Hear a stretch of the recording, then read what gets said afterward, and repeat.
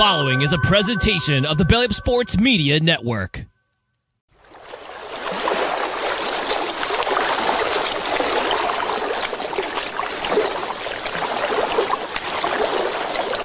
Good morning, Vietnam! It's time to BS.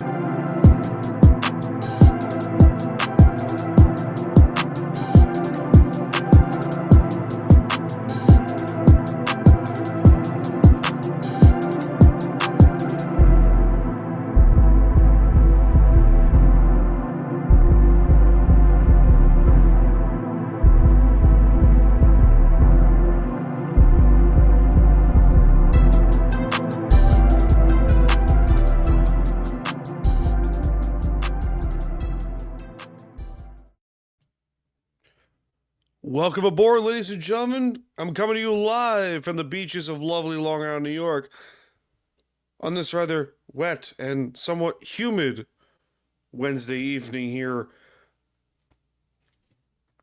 on YouTube and wherever you may be listening, however you may be listening, whether it's Apple Podcast, Spotify, or Good Pods. You know where you are. While you're in the Department of BS, ladies and gentlemen, I am Staniel Smooth, and this is the Staniel Smooth Show. So, got some stuff to get to, and I look back on a lot of things that have been going on throughout the world, whether it's, mental health, financial responsibility, or just overall life as a whole. And I drove myself nuts a couple days back because the Seahawks and the Islanders are not doing particularly well. We're not going to talk about the Islanders here today because, it's too easy. It's too easy to talk about this hockey team. It's way too easy. Way too easy. And I don't want to drive myself too far up a wall and then proceed to jump off said wall like Humpty Dumpty. We don't like these things, no. No, we do not. But regardless, ladies and gents, it's been a weird week. It's a week until Christmas, and every now and then I find myself going off the deep end and going, holy shit, this one more year on this earth. It's in a good way. I celebrate. I try my best to celebrate life. And every now and then I'll catch myself. And I'll go, life sucks, don't it? Because sometimes it really does. But enough of just me complaining and talking about stuff. But it's really funny how doing this show for, Christ, almost 7 years. The podcast as a whole, since Time to BS, has been around for almost 7 years. June of 2025 would be 7 years. And it's funny doing this show for, as long as I've been doing it. You tend to run into some different people along the way. You run into some new faces. You run into many faces. And one of the things that I've, always want to talk to is, a financial guru and, stuff like that, and how you can learn how to be better with money and stuff like that. But in the years of doing this podcast and talking to various people, they always find ways to not worry so much, whether it's, their physical health, their mental health, or financial structure. And that's the other thing. Money's weird, man. Money really is weird, where one moment you have $20 and then the next moment, like, bam, it's gone. One of the great pieces of advice I've ever received is money always comes back, and you don't learn how to save and build money until you've made some really shitty mistakes. And I was doing that over the last couple days where I have a whole collection of games. Okay, I have a whole collection of video games in like one of my drawers of one of the toolboxes I have in here. Yes, I have a toolbox in my fucking apartment. Shocker of the day. And I was trying to find ways to limit the stuff that I have in these drawers, because it's taking up a lot of shit. And I have 3 drawers filled with games. And every now and then I have a little bit of buyer's remorse when it comes to certain games. The Tom Clancy games are a perfect example. And it's I thought they were good, but it turns out, I'm not into it. And gaming is supposed to be relaxing to me, and a lot of these games that I own they're not very relaxing. But where was I going with this? All of these things cost a significant chunk of money in the end. And where I was going before, I tend to go off the deep end and just drag everything on. I tend to do that. I tend to go off track. But you have a little buyer's remorse when it comes to some shit. I've done that a few times. Oh my god, I've done that a few times. Just recently I had I went to Target for like a surge protector or some shit. I left with a fucking wire rack. Granted it was like $20, it was like $30 here and there, but like it's one of those like, oh man, I did it again. And you learn these things, you catch on really quick. Sometimes you catch on real quick, sometimes you don't. This is one of those occasions where I caught on really quickly. And one of the habits that I've tried to learn is just track everything. Track everything and really do a deep dive in your head. And you go, am I really going to be using this in 20 years? It's like a 20-year plan, You have... let's take the consoles I have, for example. Am I really going to be using, a majority of these consoles for 20 years? Probably not, and that's fine. I'm probably going to put a couple of them away or in my closet or some shit and see where it goes. But that's my point, because you think these things over and you try to go and say, all right, is this going to mean anything to me in 20 years? Because I'm getting married. And it's one of those, holy shit, I do have a lot of shit, but I also enjoy my shit. It's like reverse psychology in some weird way. So, what are some more habits that you can learn aside from just tracking everything and looking in 20 years in the future? Let's go 10 years to be safe without going too far down the rabbit hole. Or too far ahead. Let's call it that. One other thing you can learn is find a way to take $20 and turn it into $200 as smart as you possibly can. Like let's say I have $20 in cash or something like that. Try to find a way to turn that $20 into $200 in like a span of a month or 2 months. And money is like a building. It just grows. A building or money is like trees. The whole expression is like, oh, money doesn't grow on trees. Like kind of it does. Kind of.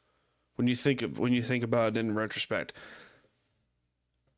Money is like trees. It's always growing. One way or another. And sometimes you'll chop down bits and pieces of the tree until there's nothing left. And then you're like, oh fuck, I have no money left. Shit. We're screwed. But you know what I mean. You know what I mean, that money in a way is like a tree. Sometimes it keeps growing. Sometimes you chop at it until there's nothing left. There's a good tattoo analogy. There's a good analogy to be put on a tattoo. What a weird fucking time we live in, huh? Where cash is more important than it has ever been before. Wild. Wild as shit. And you start to see the declining value of the plastic card. You see it a lot more. So, enough about money. Oh boy. So, Seahawks lose a shit game. Sunday Night Football at home. 30-13 against... Well, it technically was on the road when you listen to the game. When you watch it live. Because a majority of the seats at Lumen Field in Seattle were filled by Packer fans. And DK Metcalf was right to call it out and say, I wish Seahawk fans would stop selling their tickets and just go to the games. For a long time, Seattle was the home field advantage capital of the NFL. That doesn't even make any sense. The false start capital of the NFL. Thank you. And for a long time, before it was Lumen Field, before, CenturyLink, it was Quest Field. Quest Field and CenturyLink in particular, those for 15 years in that area, Seattle was such a home field advantage. The fans were such an advantage for the Seahawks, and to the point where it was literally nicknamed the false start capital of the world. That's real. And now, as the years have gone by, I can defend it a little bit as an Islander fan, but it's also inexcusable when the NFL fans that are all over the fucking place. They really are. The Raider Nation, in perfect example, is everywhere. And it's fucking crazy how what was considered to be a home field advantage for, it was impossible to play in Seattle, has now been, oh my God, it's like the Packers playground. And Green Bay, give the Packers, the Green Bay is a significantly better team than the Seahawks right now. They just are. So what went wrong? What went wrong for the Hawks? Offensively, they couldn't do dickety squat. As much as you want to blame the defense and say, what happened? What happened? What happened to the defense? You can't blame the defense because the offense couldn't do dickety squat, as I just mentioned. The offensive line is a problem. It's a genuine fucking problem. Charles Cross and Abe Lucas, I love them, but they're the two best and only two good offensive linemen this team has. And that's shit. That's really bad. It's sad and shockingly bad. And the more you watch this team, the more and more you go, they need to do something and fast. Because you look at teams like Detroit, you look at teams like Minnesota, you look at teams like the aforementioned Green Bay, you look at Philadelphia, you look at, to a degree, Dallas. Those teams have really good offensive lines. You don't. Therefore, that's a major problem. Really big problem. And some Hawks fans and some Seattle radio hosts are saying they should potentially trade DK Metcalf. I'm not for it, but I'm not against it. I'll get to it on Seahawks sessions later in the week with Dustin. But I will defend it for now and say for a while it was running back by committee. You're seeing it a lot more with teams that are running the ball with like 3 or 4 different running backs. Now you're starting to see wide receiver by committee, where you're seeing teams like Kansas City have like guys like Sky Moore, Christian Watson, now Juju Smith-Schuster, Xavier Worthy. You're seeing a lot San Francisco to a certain degree. But hell, even Green Bay, Christian Watson and Jalen Reed and Romeo Dobbs. Like, they're not all pro guys. It's a wide receiver by committee type of team in Green Bay. You're seeing that a lot more throughout the league. Kansas City traded Tyreek Hill because they really did think they could win without him, and they did. They proved it, and they did. So, defending the Metcalf trade wouldn't be the worst. Proposing a Metcalf trade wouldn't be the worst idea. Where's his value is the problem. Are you going to get the Tyreek Hill package of 2 first-round picks and so forth?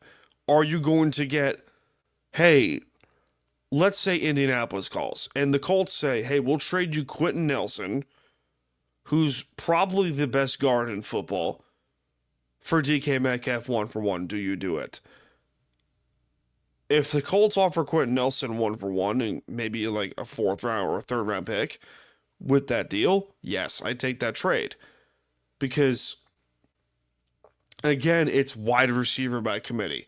And you can't throw to your all-pro receivers in Metcalf and Smith and Jigba without a great offensive line. You just can't. And you have 2 good running backs in Kenneth Walker and now Zach Charbonnet to warrant a shitty offensive line. It's just, it's fucking ridiculous.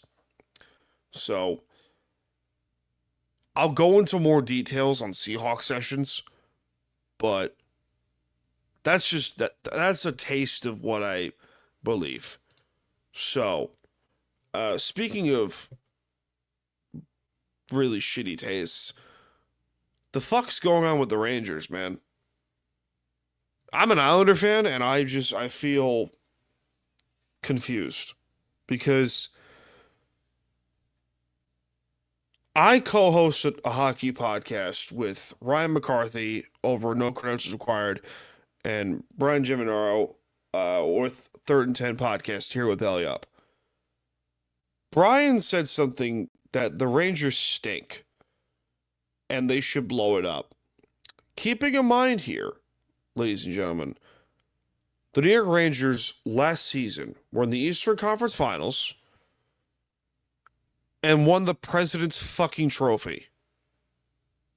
They won the fucking President's Trophy, okay? This is a good team. Should they be losing 10 of their last 13 games, including to Chicago and Nashville? No. Something has to give here. We already saw the first 2 dominoes fall with Jacob Trouba and Capo Caco both being traded. Caco just recently traded to Seattle. And Trouba famously traded to the Ducks.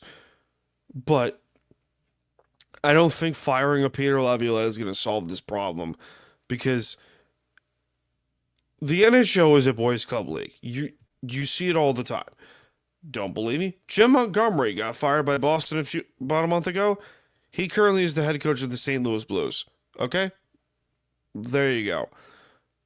And Lou Lamoriello's still in the league, but, you know, that's a whole other fucking mess of a rabbit hole we can go down, you know, another time.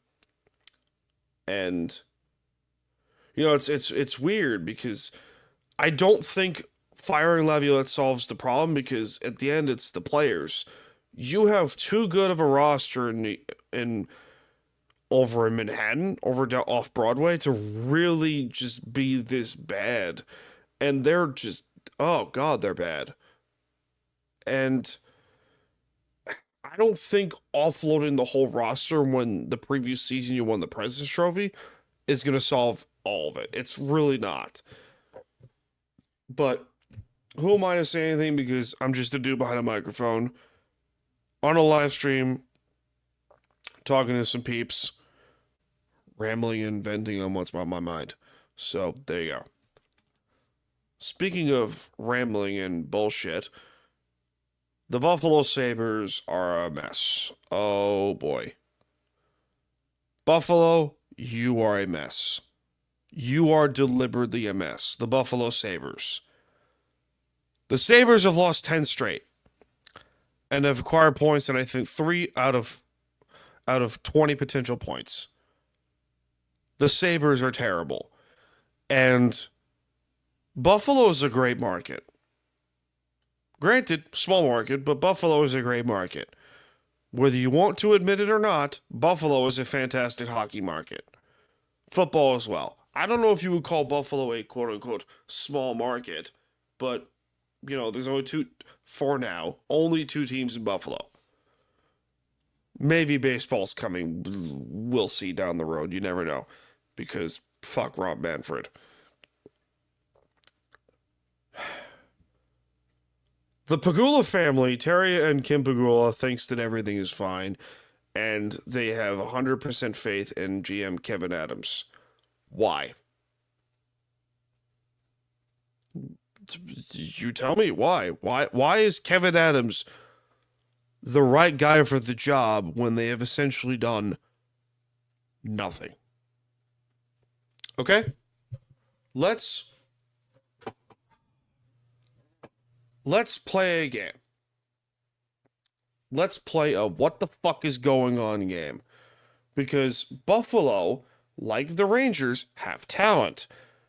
Tage Thompson, Dylan Cousins, Rasmus Dahlin, Owen Power. Like, they have good players up in Buffalo. And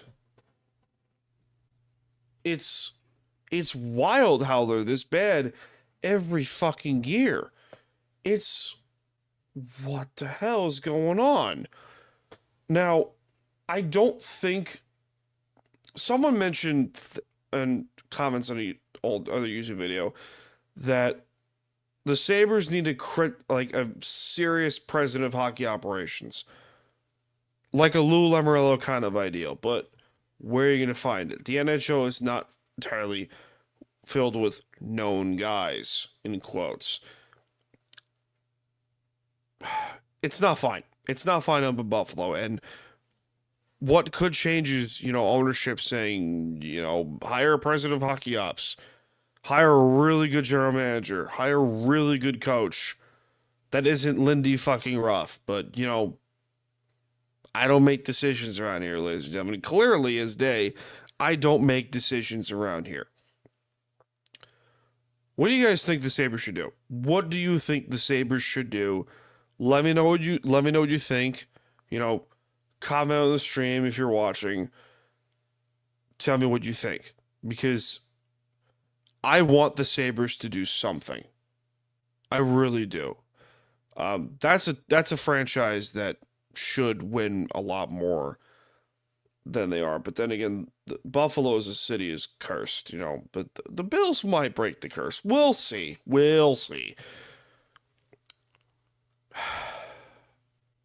Next up. Hey, the Yankees are being smart. Who would have thought the Yankees are being smart? The Yankees signed Max Fried to an 8-year deal. Trade for reliever Devin Williams for the Brewers. And traded for Cody Bellinger for literally a bag of potato chips. Literally, look up the deal for Cody Bellinger. Now, granted, Bellinger's older and, has had very bad decline from the Cubs, but, we'll see where this goes. The Yankees said to the Mets, okay, you have Juan Soto. We'll be smart here and go after guys that actually mean a lot of value that isn't going to cost us $51 million a year for a DH. Good. Because, good God, how long until that deal over in Queens becomes Bobby Bonilla? How long? I'm willing to bet it takes 5 years. We'll see. I have been wrong before. I love to be wrong. I want to be wrong.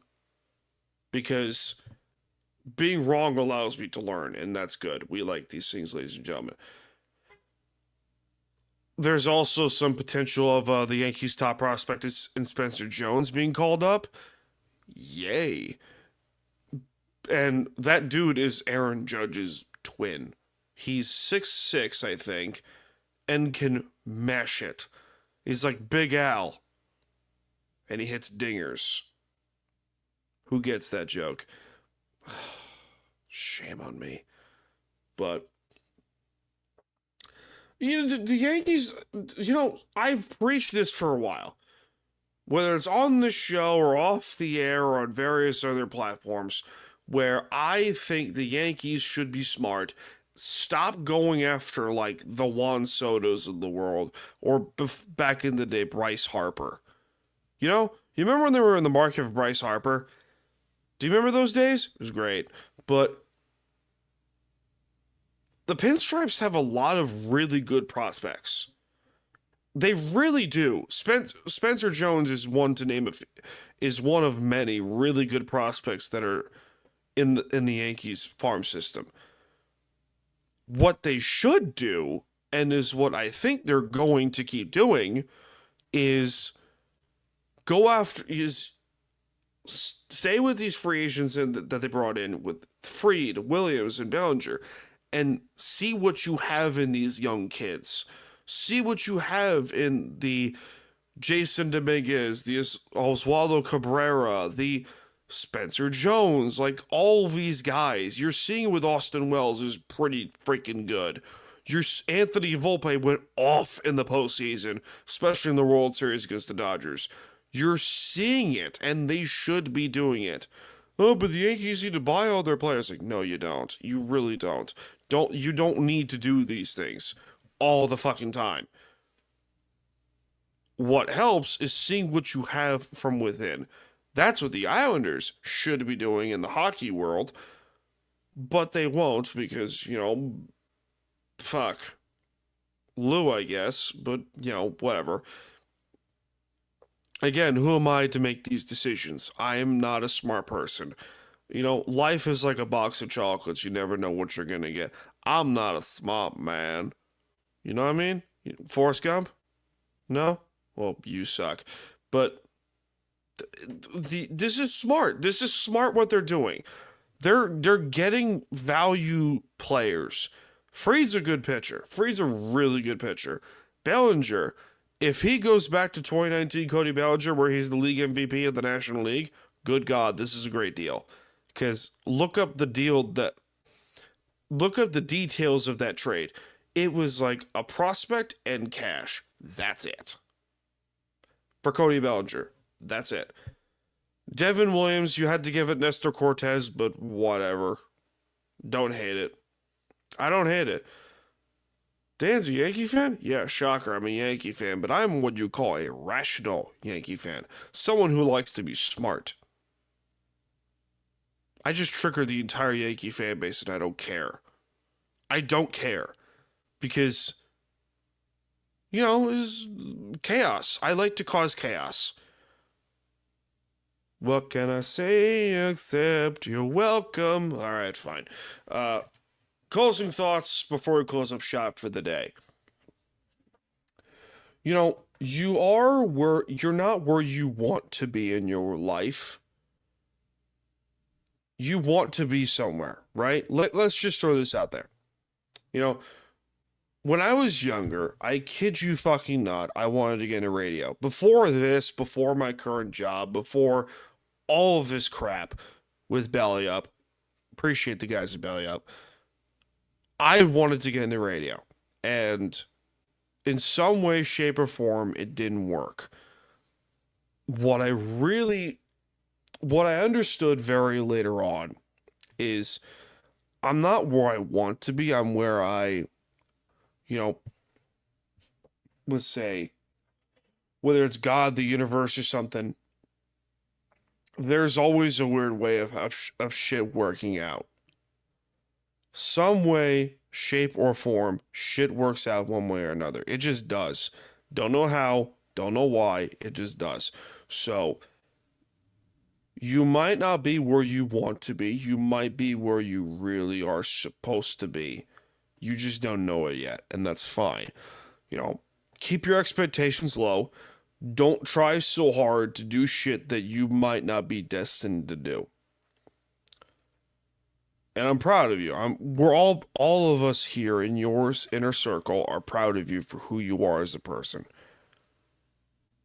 And take your fucking time. The whole thing of like life waits for nobody. It's true, but at the end of the day, you gotta take care of yourself. It's not hard to be selfish. That'll do it, ladies and gentlemen, for this edition of the Staniel Smooth Show. Be sure to like, follow, subscribe, whatever. Follow me on Twitter at Time to BS Podcast and at Staniel Smooth on Twitter and Instagram. Be sure to subscribe for more content, including the Staniel Smooth Show, Time to BS with Staniel Smooth, BS Sessions returning soon, and the new show Seahawks Sessions with El Dusto. If you like the show, leave a comment. Like this crap. Do whatever. Tell your mom, tell your friends, tell your brother or your sister. Tell your dog. Tell some people. Let's get this rolling. I like causing chaos, ladies and gentlemen. So with that being said, my name is Staniel Smooth. I'm coming to you from the lovely beaches of Long Island, New York. And I will see you all in this life and most certainly the next one. Cheers, guys. Have a good one.